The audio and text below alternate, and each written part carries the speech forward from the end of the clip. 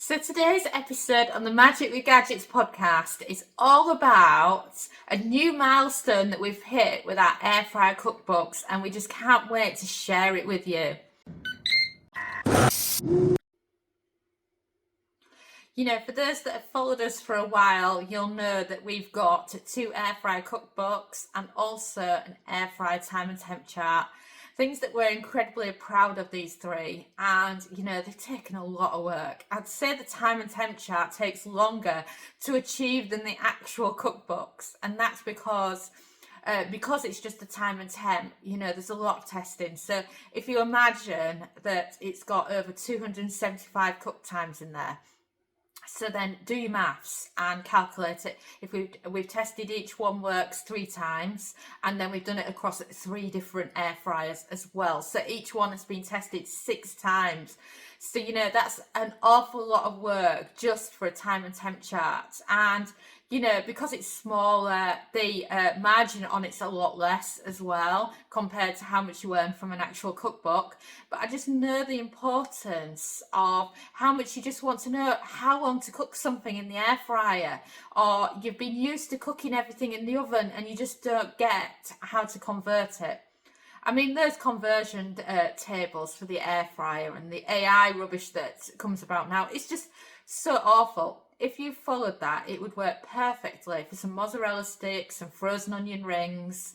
But cook a whole chicken using those rules and you've overcooked it by 25 minutes, which, when you think air frying food is so fast, then that's like getting drunk, leaving a whole chicken on the barbecue until it goes black and forgetting about it. It's that bad, you know. So seriously, ignore those conversion tables, you know. So that's why we created the time and temperature chart for you. And of course, it's made a wonderful stocking filler. Father's Day is coming up, so it's a brilliant one for Father's Day because it even has all the cook times to all the famous steaks and potatoes. So it's got lots of man food in there as well as food for the average household. And then before that, we made the complete air fryer cookbook, which was our first. And then we followed this with air fryer easy every day. Both of them are aimed at the beginner to air frying, and it takes you from the absolute beginner of cooking like 1 ingredients all the way through to making meals in the air fryer, and they're just so well loved. But what is the milestone, you may be wondering? Well, I cannot believe I'm saying this myself. We have hit 250,000 copies sold worldwide between the 3 of them. I mean, isn't that amazing? I never thought we'd be there. My expectations for the first one was I was hoping to sell 20,000 copies. Can you believe that? And I've nearly done 10 times that amount. I mean, that's amazing.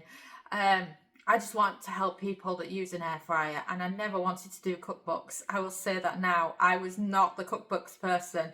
I was asked many a time to do a cookbook, and I always said no. And what made me bite the bullet and finally get into cookbooks is I was reading a load of magazines. I'd got a batch lot of magazines. I think it was Good Food magazine and some Olive magazines thrown in. And I could not believe that the air fry wasn't being represented. It was like it didn't exist and they were ashamed of it or something, like they didn't want it in there. And I thought to myself, it's such a shame. And I was looking at some of the favourite air fryer recipes that I cook, and I was looking at some of these in the magazine, and I'm thinking, these would be brilliant converted to the air fryer. So off the back of that, I actually had one recipe in mind off the back of Good Food magazine, and it was actually the self-saucing pudding. I'd always seen so many different recipes for a self-saucing pudding in a Good Food magazine. Quite often it was lemon drizzle or chocolate cake or something like that. And basically the self-saucing means that you add extra liquid just before you bake it. And then this extra liquid becomes a lovely gooey sauce. So it's like you've got a pudding with sauce in it. And they used traditional casserole dishes, so it became my obsession. I actually bought mini versions of those casserole dishes and got them for the air fryer, and those are the photos that are actually in our cookbook. And then I said, we've got to pitch these to Good Food. So then those particular recipes are actually appeared a few years later in the Good Food magazine. So to say that that recipe was inspired by that magazine, and then we have our air fry version in there, just seems so good. And I just noticed recently in the supermarket, Good Food had done their best of the air fryer magazine, and the self-saucing pudding was in there again. Couldn't believe it. But yeah, that was one of my absolute favourites. And that's what kind of inspired me. And, you know, I do them for you. So let me know, is there another cookbook that you would like me to do next? Because it's been a while since I did one. And I am interested in getting back into it because we've been doing our kitchen and that's been taking so much of my time and energy. I haven't had time to focus on anything else. So that's why there isn't any cookbooks coming out from us this year, just because we haven't got the time. And also, I just want to know from you what you would actually like a cookbook on. So do let me know. I still can't believe it, 250,000. And I found out this back in March, maybe early April, because you get your royalty statement from your publisher and that gives you a breakdown of what everything's sold. And I'm like, wow. I didn't know it was that high, because you kind of hear about some of the sales, like your Amazon sales, but not everything brought in.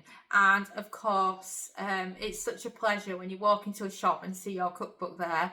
And in my local town, I have a Lakeland that has our cookbook, and you know, the staff are always so nice to me whenever I go in there. I think they're worried that I'm on market research and checking them out and seeing if they're giving good air fryer advice. I don't know, but they're very, very friendly and lovely. So it's so nice to have brought you these cookbooks, and do let me know what you want me to do next, because I'm ready, I'm willing, and I think I'm ready to get started again now. It's just it's unbelievable the amount of hours that go into a cookbook. I'm talking getting up at 6 and working through till 11 o'clock at night. And then I'll probably do 6 weeks worth of that. That's how much time went into the other cookbooks. And then on top of that, when you think of your weekends, that's 7 days a week, 6 weeks. And then you have a photo shoot, you have the editing process, and there's just so much that goes into it. Maybe one day I'll share with you some behind the scenes of how it actually happens, so that you can see how it comes together. And like I said, just tell me what you fancy next. You know, are you team Instant Pot at the moment?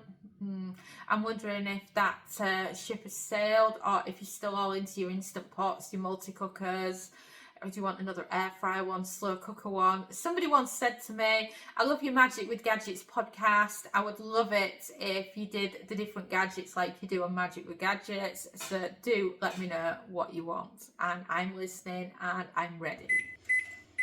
Thanks so much for listening, and you can find us on social media. We're on Facebook, Pinterest, TikTok, and of course Instagram. And you know, you can also subscribe to our YouTube channel, or why not head over to KitchenGadgetsClub.com/newsletter and join our weekly newsletter, where we go into detail about all our favourite kitchen gadget recipes, tips, tricks and resources. And a ciao for now.